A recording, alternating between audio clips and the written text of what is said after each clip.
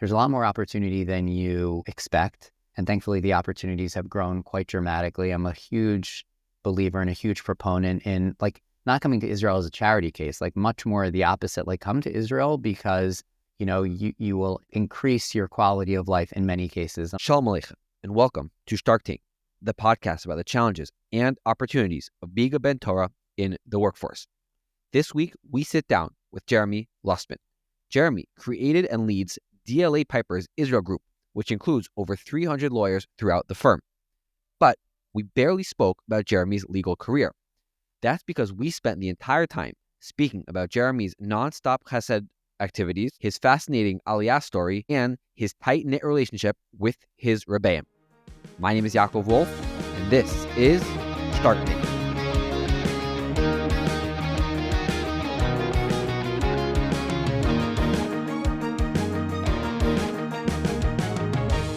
Jeremy Lustman, welcome to Shark Tank. Thank you so much for joining us today. Thank you, Yaakov. Thank you for having me. It's great to be here. So you actually just got back from Ethiopia.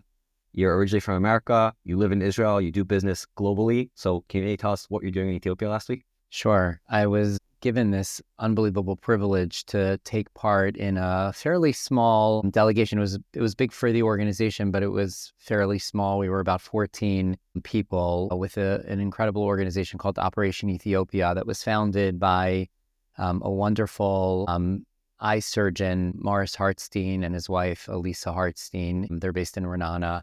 I had seen a post actually about 2 years ago. A friend of ours, Jordana Shore, who lives in Modi'in, had participated in an earlier delegation that they had taken to Ethiopia, and it caught my eye, just the engagement of this group of Israelis, many of them Olim, going to a very underdeveloped country in Ethiopia. My family and I have gone a couple of times to Ethiopia for Tzedakah-related trips. We got involved many years ago with an organization called Innovation Africa, bringing solar technology from Israel to different communities, and we had specifically focused on a community in Uganda. So the idea of Israelis engaging in Africa, and sort of Or LaGoyim and raising awareness and bringing Chesed sort of on the road caught my eye. And Jordana connected me with the Hartsteins, and I very quickly learned what they were doing, the incredible work that they're focused on. And over the last couple of years, just stayed in touch and, developed a friendship and learned more about what they were up to.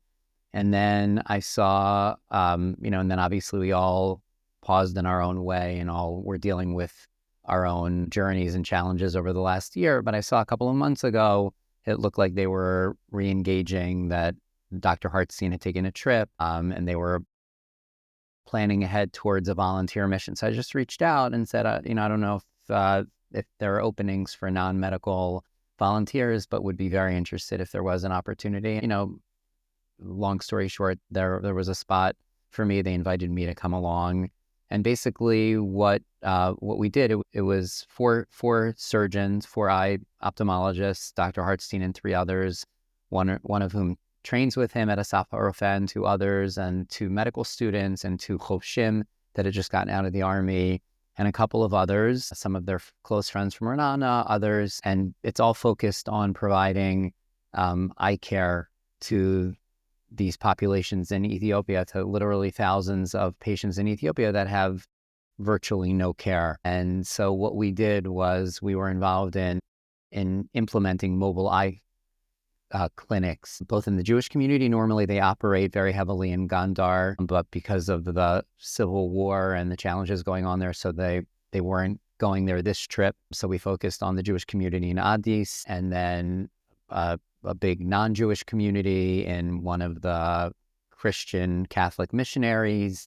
And then instead of going to Gondar, we went to a different area in the Tigray region in the country, and where there has been a significant amount of fighting. And so there are a lot of mifunim, a lot of tent cities, thousands and thousands of people that literally just have nothing. And the ability to provide eye care for them in a very methodical way, treating them, looking after them, you just see the scale of what they've created has really been special. And for somebody who's totally not in the world of healthcare, has always shied away from medicine, has always been, I've always been challenged by by medicine, by blood, by healthcare. It just hasn't been where my strength was. They really opened up the possibility for a non-healthcare person to really be engaged on the healing side of healthcare. And so what we did was, those of us who are not doctors, we were able to use glaucoma machines to test eye pressure and screen patients for glaucoma. We were able to screen patients for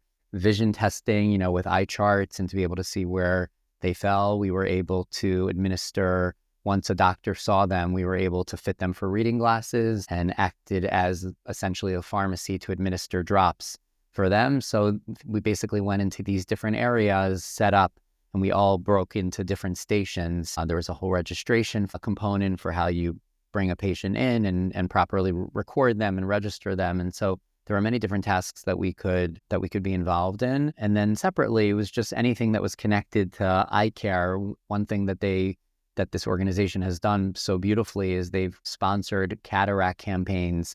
And so one was last week, where for each of the 5 days of the week, they had many doctors on site performing like nonstop cataract surgeries, about, if I'm not mistaken, 200 or so a day. So we weren't there.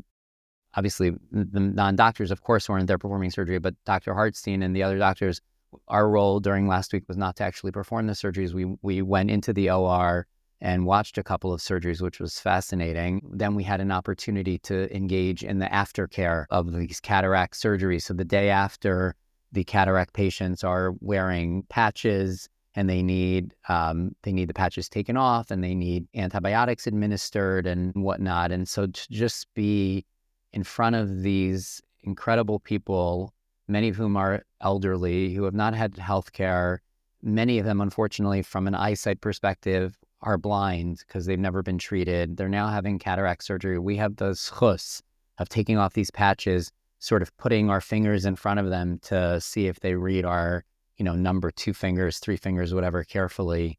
The smile, the tears, the joy when they can is just, very, very special. So it was just a special opportunity. So when I heard you describe the tent cities and the people who are evacuees, it reminded me of an emotion that I felt when the Moshe Shiva was over, if my memory serves.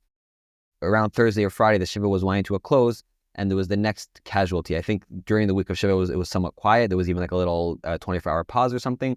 And then there was another casualty. And I had this sort of weird emotion, like I was so self-absorbed in our own family's pain. And now I have to figure out a way to make space in my heart and to think about another person's pain. So when you were describing coming from Israel, where there's so much going on, so many challenges, so many organizations, so much pain, so much suffering, so much resilience, and then you have to go and open yourself up to a new world of need, of challenge, of pain, of hope. What was that like for you? It was, I would say it really, on one hand, it's so humbling to be there and to recognize the heartbreak of so many others. We all go through our challenges, and obviously your family has gone through the harshest possible challenge that anyone could ever imagine.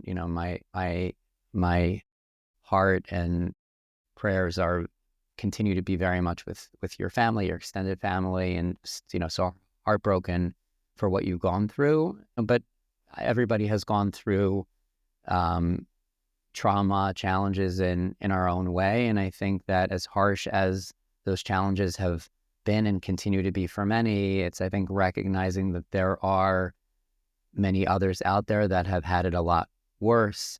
And even amidst our own challenges, one of the therapeutic ways, perhaps, of not moving past it, but just trying to be as positive as we can in a very challenging world, is just to see what we could do for others and kind of recognizing that. So that's always been, a hallmark for me, to recognize that there are a lot of people around us and much closer than we think that need help. And there's a lot of opportunity to engage and to find ways of giving to others.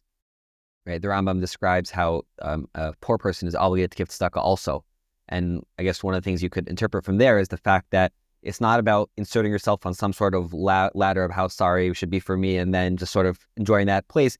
You could have your own challenges and still be obligated to look out for others and care for others. I think there was actually something that I heard on a podcast earlier today or late yesterday in the Orthodox Conundrum podcast, and Scott was interviewing Dr. Erica Brown, who's a family Shark Tank, yeah.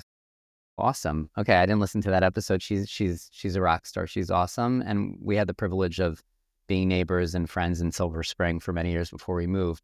But she was talking about, and I think she has a book about to come out next week. So she was talking about, a lot of different aspects of the challenges of what everybody's been going through. But she coined a term that I hadn't heard before, focused on faith in others.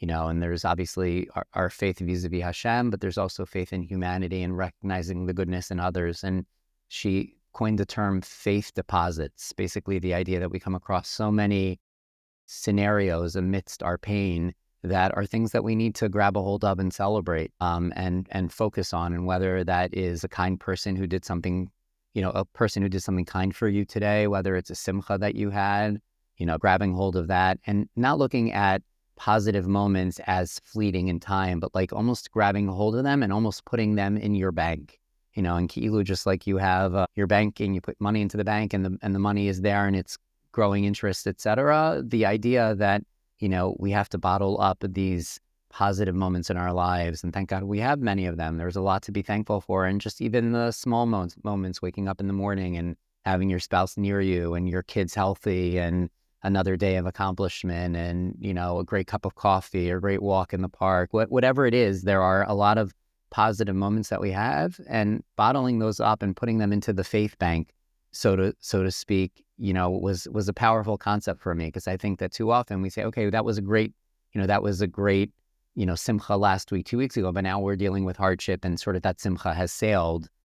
And I think that the idea of always trying to access that bank, even amidst our challenging times, was I think a very instructive and helpful point. I didn't want to lose going back. That was going back to the sort of conversation about October 7th and you going. Exactly. And just sort of finding ways of, recognizing the light amidst the dark and giving back, et cetera. With respect. Yeah, I'm happy to go down the rabbit hole a little bit. Is there any, when you mention that idea, so are there specific deposits that you find very meaningful that you draw upon when you're having harder times or reading tougher news? I'm sure there are a lot of them. But. Yeah, I'm a big believer in, like using a baseball analogy. Obviously, we all want to swing for the fences and want to hit home runs, but I'm a big believer in singles. And I think singles, you get on base, you advance the ball, you move forward. It's a positive stat, and it's something to, be proud of. And I think that too often we look for the grandest type of things in life, and we lose sight of the matanot ketanot. And that song, the Rami Kleinstein song, Matanot Ketanot, really moves me, because it's just the idea of, we all have a lot of brachos from Hashem. We wake up in the morning and we've been able to sleep and we're breathing, thank God. And we have our spouse and we have our children and we have a parnasa and we have a community and we have friends and we have so many things that on a day-to-day basis, we so often naturally take for granted. And so I would say more often than not, what I sort of go back to is just recognizing how long that list of matanot ketanot are. And obviously, if I'm in the midst of a positive, work transaction, or we're in the middle of celebrating a simcha or anticipating a simcha, or there's a vacation, or there's something positive to be excited about, I try to go there. But I would say what really drives me and what I've learned to become more and more grateful of are those small things in life. Because I think at the end of the day, for most of us, we can all point to something, even small things that put a smile on our face. And it, I would say that idea is very, like the Lubavitcher Rebbe talks a lot about, the opposite of Lashon Hara is not withholding from Lashon Hara, but it's really Lashon HaTov. And the idea that a positive word, a good word to someone on any given day is not just, okay, you said good morning, how are you, and that's the end of it. But there's a very good chance that person could have been in the dumps and was feeling down, and you acknowledging them and raising them, made them feel positive, and they're going to now go home and treat their family in a more positive way, and they're going to feel empowered. And I think like it's such a small thing to be able to do, to kind of recognize all of those moments. They spoke a lot about, I don't remember if it was Rav Moshe Feinstein or Yaakov Kamenetsky. I think maybe both of them, but there were these, the stories that they would walk on the street and they would, say good morning, and it could have been a Catholic nun or it could have been, someone else, but just, kavod habrios, and recognizing the small things in life can really make a big difference. And I think that that's a similar attitude when it comes to just being grateful for what we have, and even those small points. And growing up, my favorite Jewish baseball player was Kevin Youkilis, and he was known for getting on base. So I didn't realize that his model and his strategy was so useful in living a meaningful life. But I appreciate that, and I'll have to keep that in mind. I like that. So maybe now we can just take a little step back because you're involved in a lot of different Tzedakah initiatives, nonprofits, or other organizations and missions that you are involved in. So can you maybe take a little step back and give us like a big picture of how you look at that very significant portion of your life and your energies? Sure. Yeah. So I wouldn't say like there's any specific like instructive book for me specifically. I think that I look at my world, as most of us do, in various concentric circles, right? We have our own immediate family. We have our, bridging out a little bit, we have our own immediate community. So for all of us, I think the idea of, trying to see that your family is well taken care of within your own community. We all live in communities that have, those who are suffering and need help, and trying to tie into that and finding ways of helping there. And then more broadly, it's just a matter of identifying those causes that really have impact. And it's something that, speaks to each of us. If you've got a friend or a family member that has gone through challenges economically. So looking at food security and things that relate to food security, like Leked, is something that speaks to you. If you have members of your family that are developmentally disabled, you look at the incredible work of Shalva and what they're doing. If you've had family members that, have had 911 type moments and truly would have suffered, but for the incredible Herculean efforts of MADA or Ichud Hatzalah, et cetera, you totally buy into what they're doing. So I don't think it's so hard for us to kind of think, even within our own circles, of those causes that speak to us. And so I would say those are the types of efforts that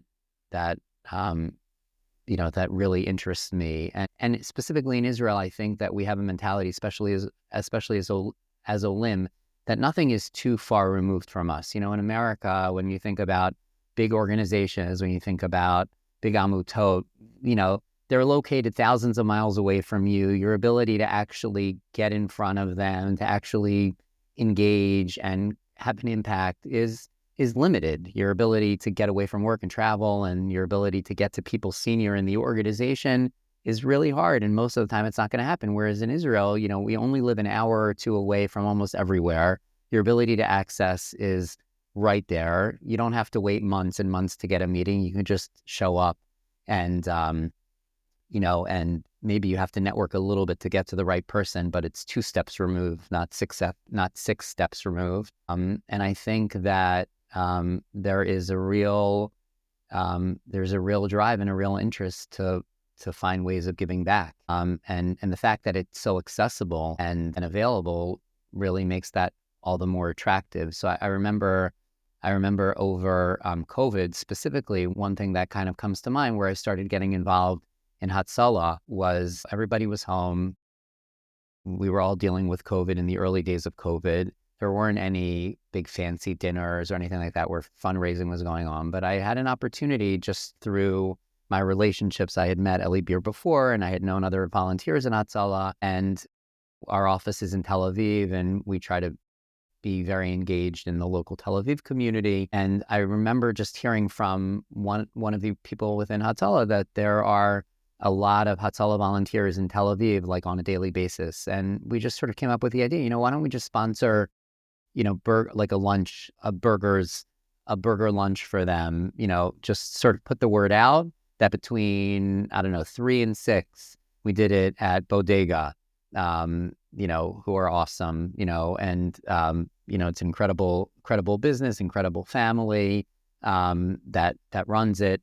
And we, we went to Bodega for 3 hours, and we basically just sort of opened a tab, and word went out, okay, for Hatzalah volunteers, there's for sponsoring a lunch. At the end, I don't know, maybe 80, 90, 100 people came by, very modest cost, very reasonable, but the ability to sit with these heroes, share a bite with them, tell them how much you appreciate what they're doing, express hakaras hatov. To me, that was actually like a very telling opportunity that it's not all about things in big lights and fancy, affairs that oftentimes are looked at as ways of getting involved in organizations. You can really, in a grassroots way, find opportunities to get involved and to engage and create an impact. And it just sort of brought to my mind the concept of brand ambassadors. I have a good friend in Silver Spring, Jeremy Epstein, who's a real guru in marketing. He taught me a lot, and he often talked about just the idea of creating brand ambassadors, that at the end of the day, it's not about how you can spread the word, but it's finding others who can go and spread the word out for you. And it's almost like the multiplier effect, right? Rabbi Sachs talks a lot about the difference between power and influence, right? He talks about, Moshe was the epitome of somebody who was influential and essentially took what he had and tried to replicate it and give over what he had to so many others, to Yehoshua, to the Zkanim, et cetera, et cetera. And, Moshe's influence ended up multiplying dramatically, whereas Korach, his cousin, who wanted power, looked at the world of power. Power is, maxed out at 100. And if you talk about dividing power, so by definition, you're talking about taking something away, whereas influence, you're talking about creating a multiplier effect. So I think in the world of Chesed, especially in Israel, especially with the connectivity that we have to a lot of Amutot, and the ability to get in front of them and find ways of engaging, there's a real opportunity to become brand ambassadors. And I saw that through that Hatzalah event, that, wow, here's a way to do a small event, couple thousand shekel, but we touched a nice group of volunteers. And, now we want to go out there and spread the word and find ways of giving hakaras hatov to other volunteers and finding other people who might not be aware of what Hatzalah is doing.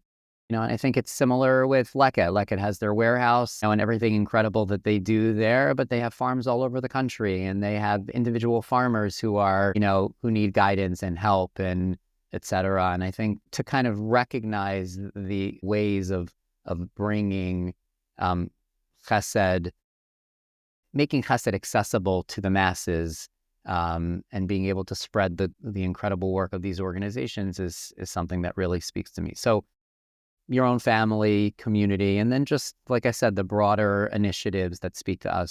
So for me, and for our family, it's really been looking for those organizations that have those who are in need. And I mentioned a few of them: Shalva and Hatzalah and Leket and various others. And then, we've tried to sort of bring that into the workplace and recognize the importance of just being good citizens and doing whatever we can to be involved in the broader community. And so we've opened up just the idea of Chesed within our team, to just, for everyone has their own passions, and, we want everyone to kind of come and feel that they can create opportunities for us to do things as a team together along different fronts. And yeah, it really creates it's a special effort to be involved in, because you feel good about what you're doing. It's a way of bridging and bringing people together, and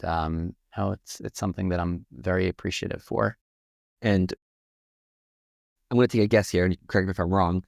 My guess is that the Jewish people are so blessed with so many wonderful people and organizations and people who really want to do good in the world. But I'm going to go out on a limb and say there are probably more people and organizations that approach you to be involved than you have the capacity. Even though you're very energetic, involved in a lot of different things, I'm assuming that there is some number of organizations that come to you and say, Jeremy, let's do this thing together, and you say no for various reasons. So it could be that you mentioned your personal preferences. That's sort of one thing. Sure. Are there other things that you're looking at when someone comes up to you with an initiative that you want to try to dig and understand better? And sort of what are the takeaways for people who want to start different Chesed projects as to what you personally would sort of coach them in how to build organizations, build their case in order to create engagement with other organizations? Right. I'm a big believer that time, sometimes to my own detriment, but that that even though we live in a day of 24 hours, those 24 hours can be stretched. And on one hand, we don't want to stretch ourselves too thin. On the other hand, we don't want to miss opportunities to be engaged and to be involved. And I think there are many organizations that approach me that I've engaged with, that I've had an opportunity to meet. And, the ones that I'm passionate about and the ones that I buy into right away are ones that I want to be more involved with. And sometimes that involvement is financial and they weren't on my radar previously. And, they now are, and it's important to give to their cause. There are others that rise higher and just say, wow, there are ways that I could actually spread the word of what this organization is doing to the masses and to broader numbers of people. Another one that comes to mind, I actually just on my way here had a great opportunity to sit with Nachum Wasowski, who runs Gears, which is an incredible Amutah in Israel, providing to thousands of kids in the periphery each week mountain biking chugim to try and, especially for many who are coming from broken homes, broken communities, to give them bitachon atzmi, confident, independence building, and really changing lives of many kids. And they do a great charity bike ride, raising money for the organization once a year for 2 days. Caught my eye. Again, another post that someone had done over COVID, that they got 50, 60, 70 guys at the time. I was intrigued by what they were doing. I wanted to learn more. Had a chance to meet Nachum and Chaim.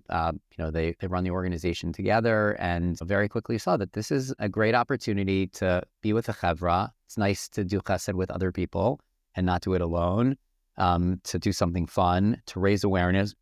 Other times it's, just having role models and heroes that you really look up to who are engaged, and it's almost like their haskama for what the organization is doing. Like a great one, and just not to play favorites and not to mention him specifically because I'm talking to you, but I'm a huge fan, love your dad, have developed a close relationship with him over the years. And years ago, he got me turned on to Kavla Noor and just understanding the incredible work that they do and what he's done. And again, recognizing that they're a humble organization, mom and pop, I'm saying that in a positive way, not, overly bureaucratic, and very effective and very impactful. And certainly since October 7th, what they've done has been unbelievable. And he introduced me to Ellie and others in the organization. And we had an opportunity to be involved in the marathon and was able to give some financially. And now, with seeing the incredible impact that they've had and how not easy it is to have impact, but how effective can be in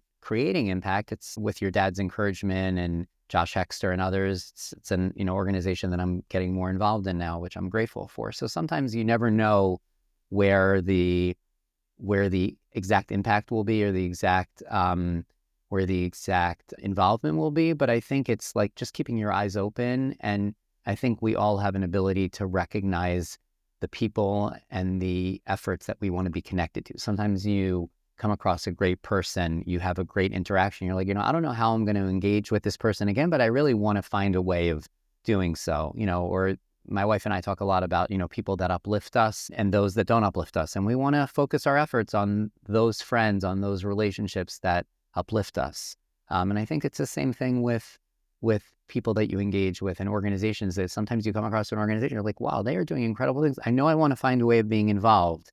And I don't know how that's going to take shape, but okay, maybe it's an initial contribution, or maybe it's an initial going to one of their events, or maybe it's just reaching out, recognizing the value of relationships in Israel and our ability to get to people fairly quickly. You know what? I really want to learn more, and I'm going to reach out and try to have a coffee with somebody senior in the organization. So I would say it's a long way of getting back to your question, but I think my biggest word of guidance is just don't make quick judgments, other than quick judgment that this is something that I want to be involved in. But if you don't have the exact answer as to how or in which way or what exactly you're going to do, just keep an open mind and, and be proactive and follow your passions and listen to what others are doing. I think after October 7th, the amount of chesed that was going on in the country rose to unbelievable levels. And you just saw the incredible achdus, and you saw so many ways that the goodness of what people were doing, and you just wanted to be a part of it.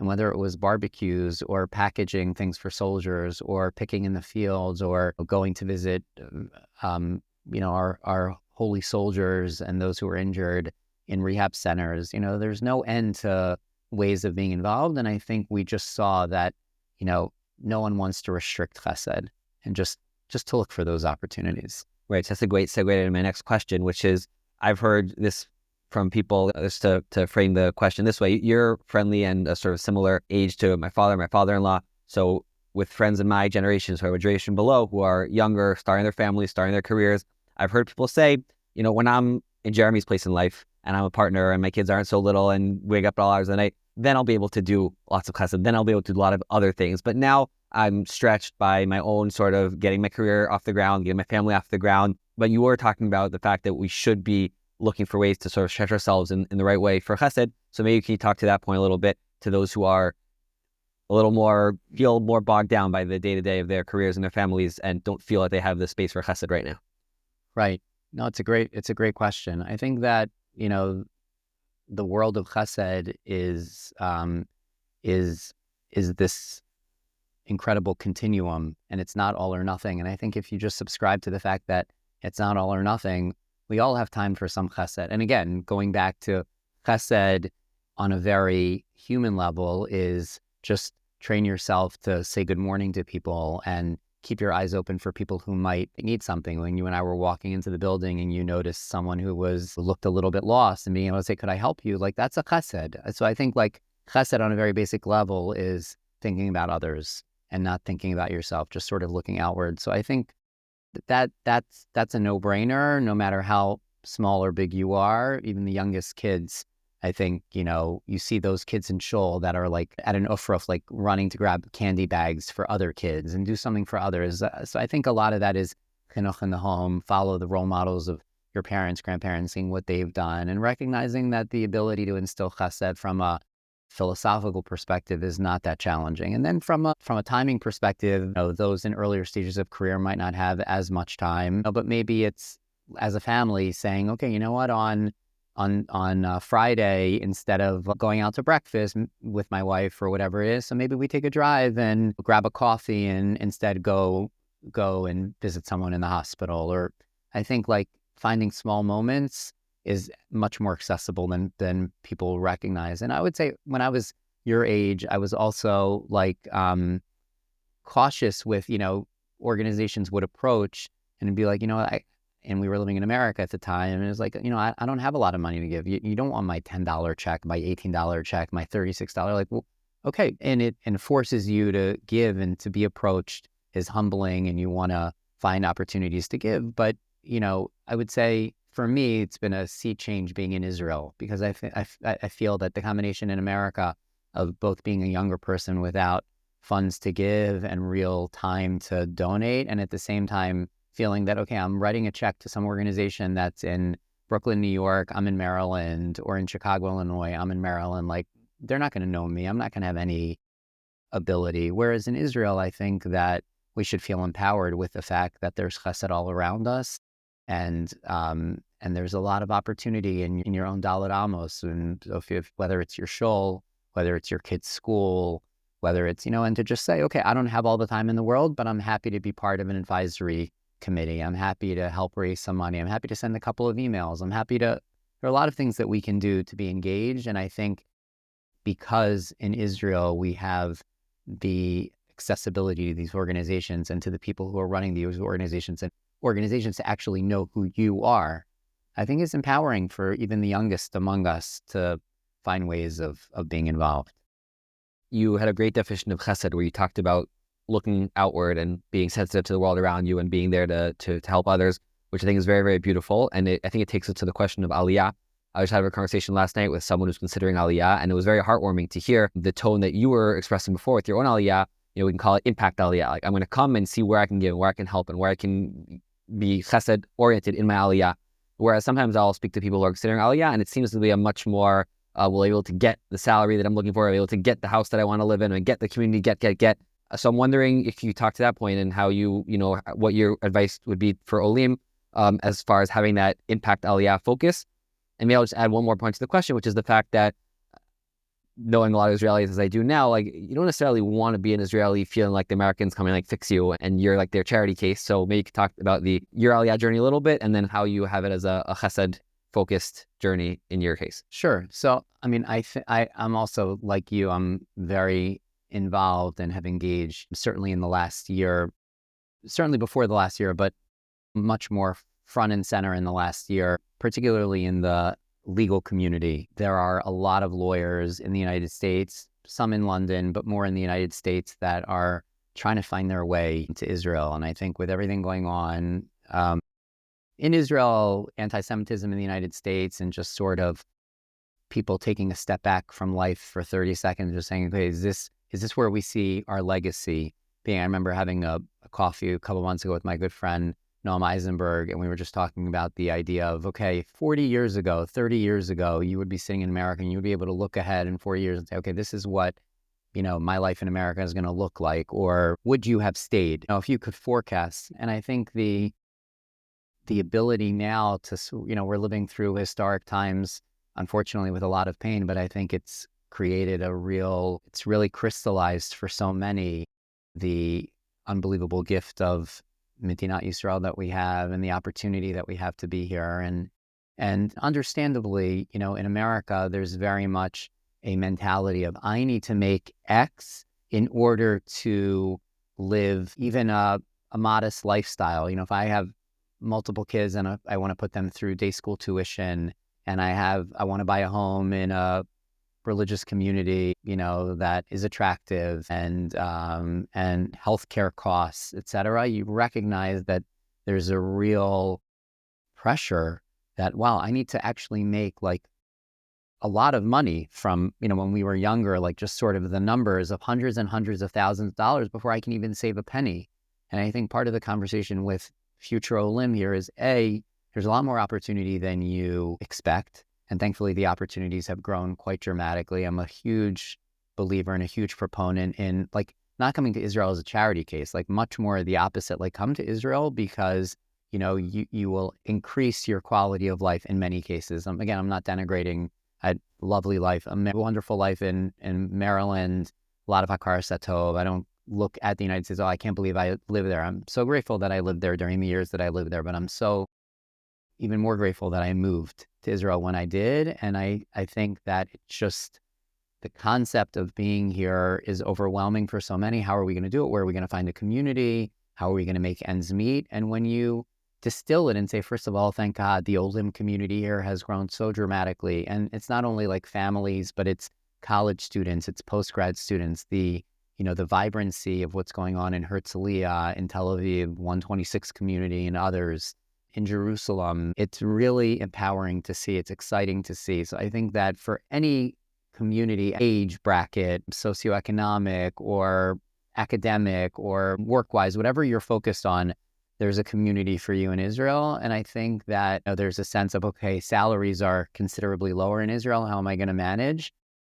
It's true. Salaries are lower, and in many cases they should be higher. And I think that that's something that the country needs to work on. But the costs of living here are dramatically lower in my view. And I think when you get down to it, and when you talk through with different, people who are considering Aliyah, okay, you're not going to have tuition costs like you do. You're not going to have healthcare costs. You're not going to have property tax costs. And even when the small things, you want to get a babysitter, you want to go out for a nice dinner, things like that, those costs are going to be dramatically lower. You actually can make considerably lower salary, and you'll be fine and you'll be good. We had an event in early January, and we're doing one now also in early January this year, of an event in our offices, bringing Israeli partners of Israeli law firms, some in-house counsel, and people in foreign law firms like my firm, DLA, but others like our competitors, our friends in the market, just to raise awareness. Last year, we had 120 people who came and showed up. It was an incredible morning. That 120 people that showed up,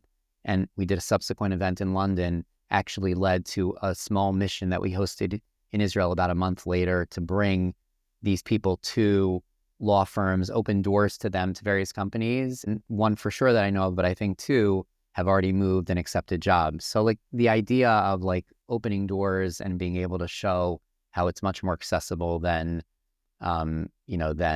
people think is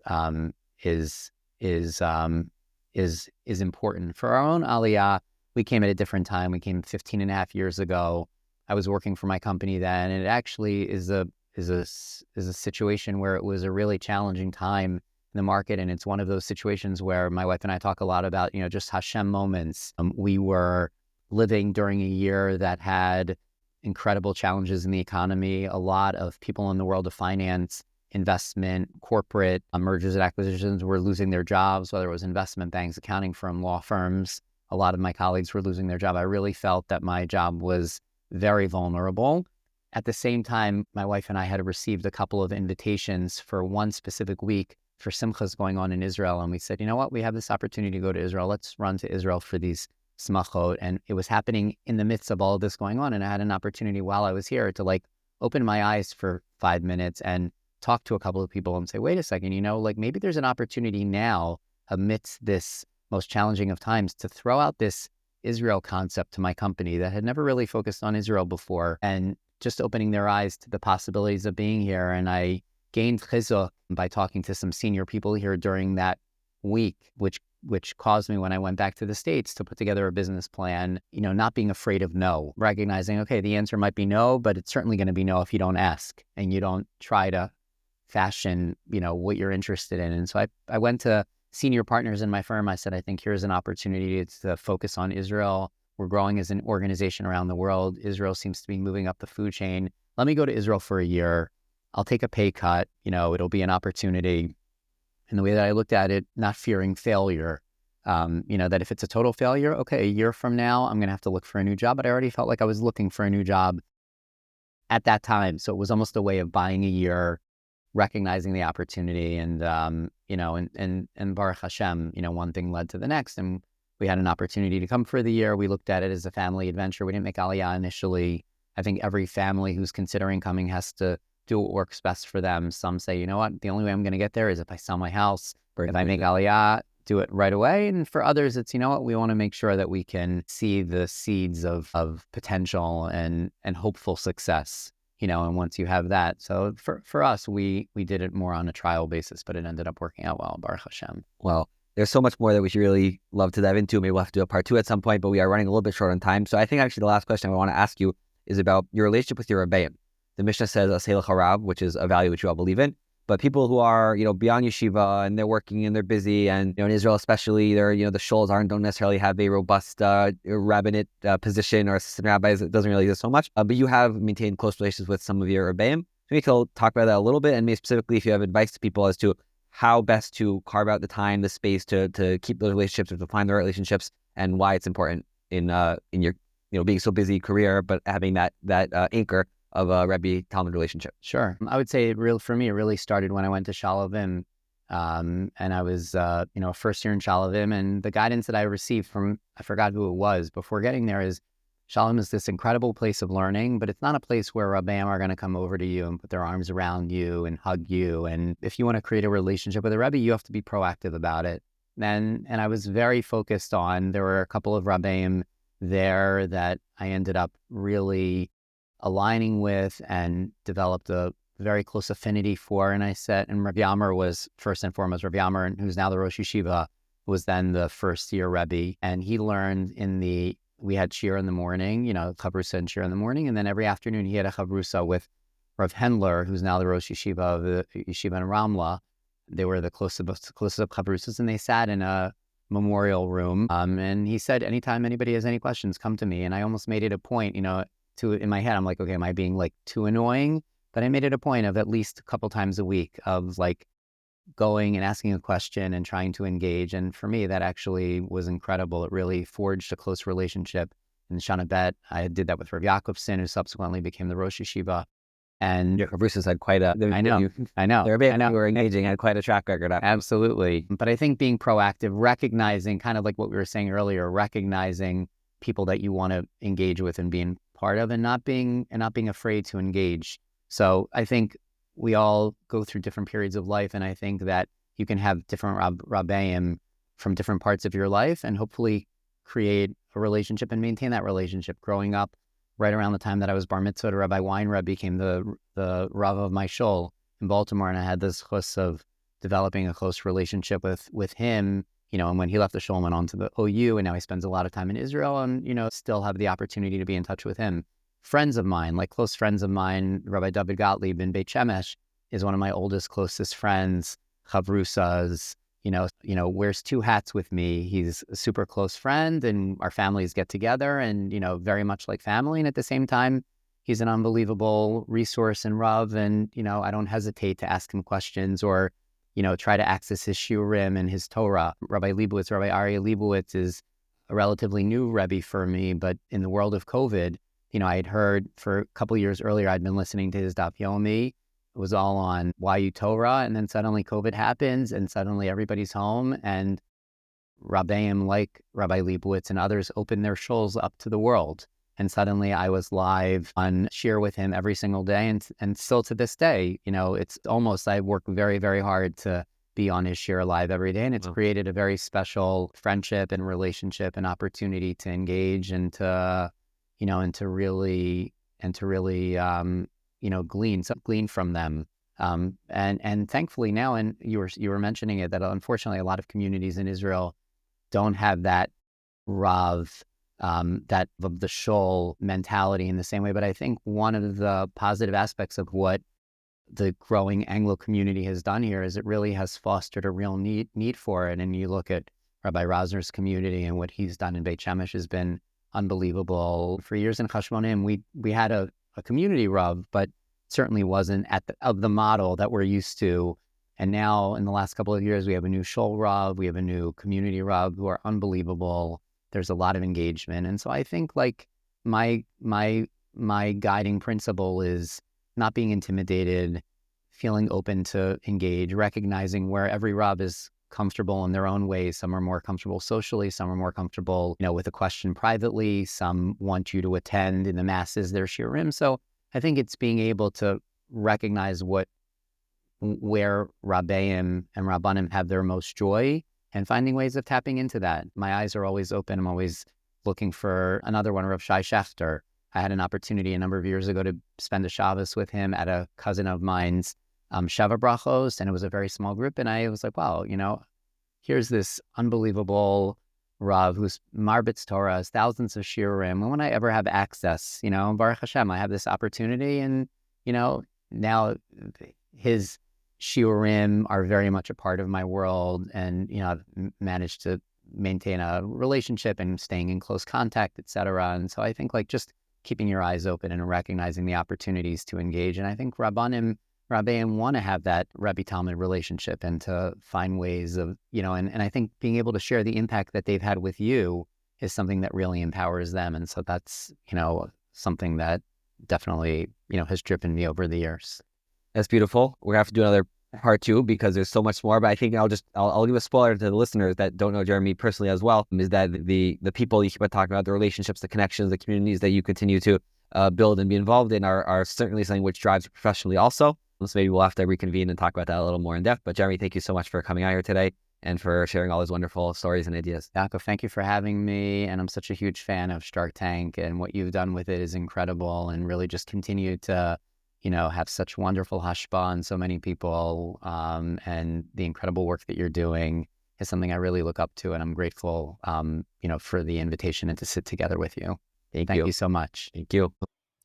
That's our show for today. If you enjoyed this week's episode and you're already subscribed and have already left a 5-star review, maybe drop us some love in the comments and tell the world how much you enjoy Shark Tank. Until next time, keep on steigen, Chevra.